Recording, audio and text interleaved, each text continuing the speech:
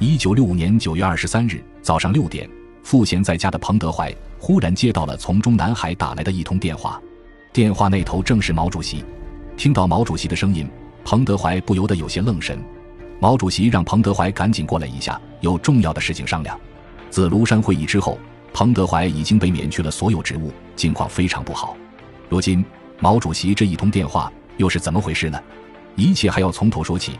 彭德怀被免职之后，毛主席和周总理其实都一直非常挂念他。到了1965年，毛主席认为西南的建设工作如火如荼，正好借这个机会让彭德怀复出到西南去主持3线的工作。打定主意之后，毛主席便让时任北京市长彭真通知了彭德怀。为表郑重，彭真让彭德怀直接到人民大会堂来商量。可是彭德怀来到人民大会堂，面对彭真却是一脸为难之色。他并不想接下眼前的这份工作。彭真也猜到彭老总会拒绝，所以直截了当地告诉他，这是来自毛主席的命令。即便有这句话，彭德怀还是连连摇头。他很无奈地对彭真说，现在中央对我的处分还在，我的名声已经搞臭了，工作要怎么开展？这句话是彭德怀的肺腑之言。1959年之后，彭德怀身上背负了各种各样的罪名，甚至一度闹到人人喊打的境地。6年过去了，但许多人对于彭老总的意见依旧很大。彭老总不愿意复出，是从现实角度来考虑的。同时，彭老总也很担心自己重返工作岗位会节外生枝，引来更大的祸端。彭真听到彭德怀这样说，心中也满是无奈。他劝了几句，但彭德怀始终不愿意接受。彭真只好等到回去，将这一情况反馈给了毛主席。而彭德怀回去之后也没有闲着，立刻拿出纸笔，开始给毛主席写信。写信的目的依旧是要拒绝复出工作。他甚至谈到，与其到西南去主抓工作，倒不如让自己回到故乡农场去做个闲人。随后这封信便由工作人员寄给了毛主席。9月23日一大早，处理了大量工作的毛主席就看到这封信摆在自己的办公桌上。读完信之后，毛主席同样心情复杂。最终毛主席给彭德怀打去了一通电话，希望能够亲自和彭德怀谈谈，解开他的心结。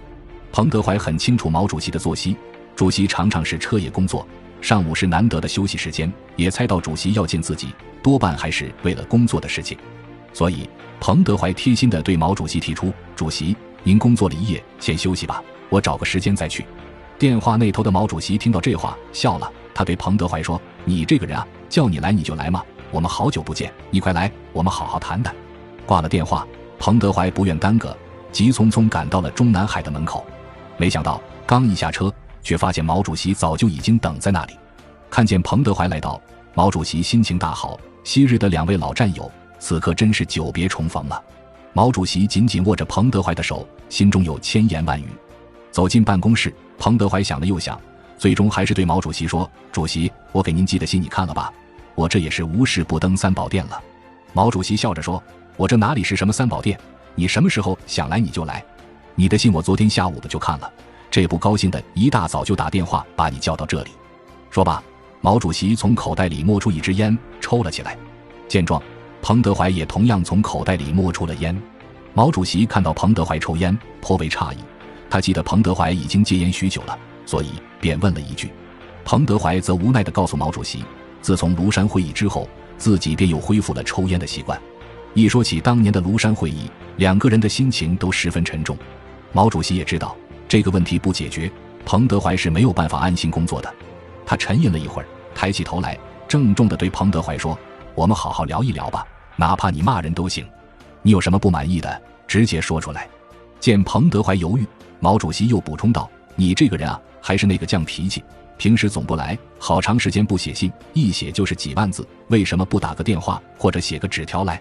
你费那么大劲写信，我也看不大懂，彼此都不满意，何苦？我们还是谈谈，你有话可以说。听到毛主席这番话，彭德怀再度苦笑起来。他对毛主席说，主席，我现在每天在家种地看书，心里憋得慌呀，就想写信给您说说。毛主席连忙摆摆手，告诉彭德怀，就让庐山会议的事情过去吧，我们可不能一分到底呀。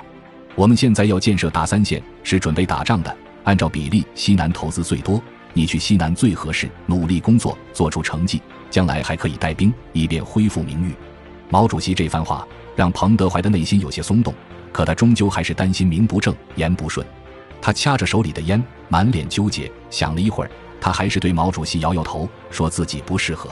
再说他最担心的是自己现在背负着重重罪名，到了西南之后，群众未必服气，如果根本指挥不动的话，工作要怎么开展呢？到了那时，恐怕会辜负了毛主席的期待。彭德怀将心中这些顾虑如实地向毛主席讲明了。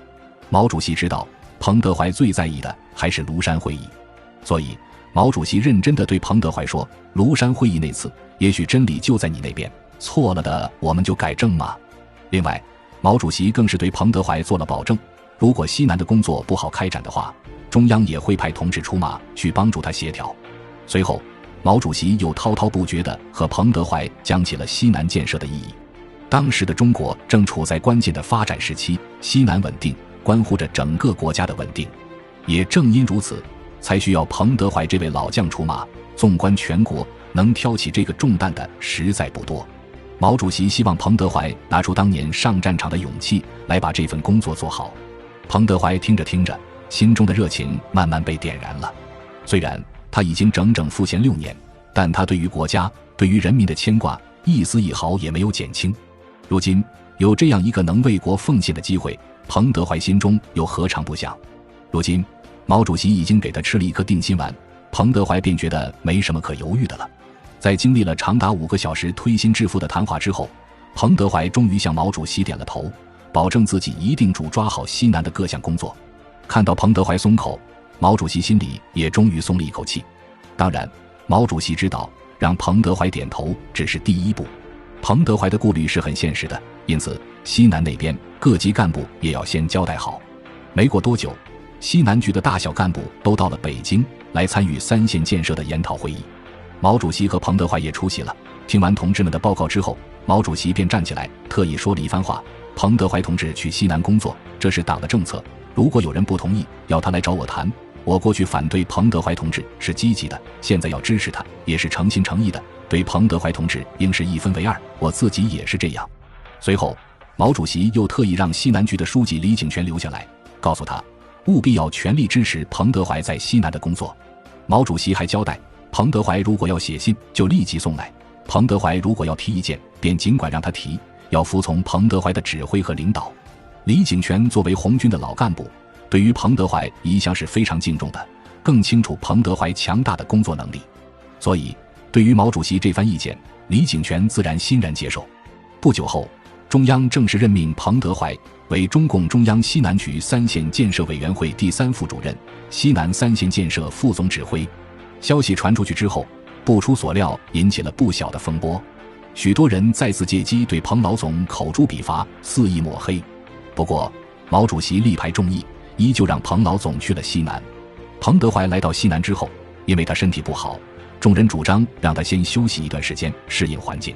但是彭老总可闲不住，他安顿好之后，便立刻提出自己要去西南各地视察，研究当地的工业经济发展情况。很快彭老总便不顾病体，来到了正在建设之中的成昆铁路。当时建设成昆铁路的主要原因是为了支援攀枝花钢铁基地的建设，这2项工程对于国家将来的发展都至关重要，所以彭德怀在路上几乎是没有片刻停留，紧赶慢赶，终于在天黑之前来到了工地。铁道方面的同志看到彭德怀这么晚赶来，都十分惊讶。因为施工地点地形复杂，气候恶劣，所以大家又提出让彭德怀先休息，等负责的同志来了，拿图纸给他看，亦或是在周边先散散心。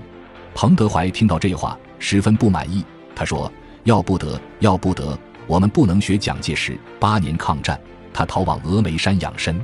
现在战士们在前线流血流汗，我彭德怀却躲到峨眉山上去休息，这不变成第2个老蒋了？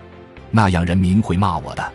毛主席派我来搞3线建设，我却远离3线建设的前线，那不是临阵脱逃吗？指挥员要是离开了前线，那一定会是一个瞎指挥。彭德怀说到做到，接下来的几天，他几乎是不眠不休地在现场进行考察，从工地的施工速度，再到战士们的衣食住行，彭德怀几乎都了解了一个遍。为了能够亲身体验战士们的生活，彭德怀不顾自己68岁的年龄，亲自帮着战士们运送石块。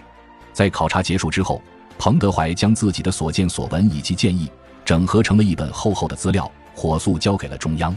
没过几天，彭德怀再次出了远门，这一次的目的地是蓝尖火山铁矿。据说铁矿之中的资源可供开采60年，其重要性不言而喻。为了保障铁矿的开采，无数的科研人员以及工人付出了自己宝贵的生命。彭德怀在考察的过程之中遇到了几座科研人员的坟墓，当时彭德怀静静地站立在坟前，面色肃穆。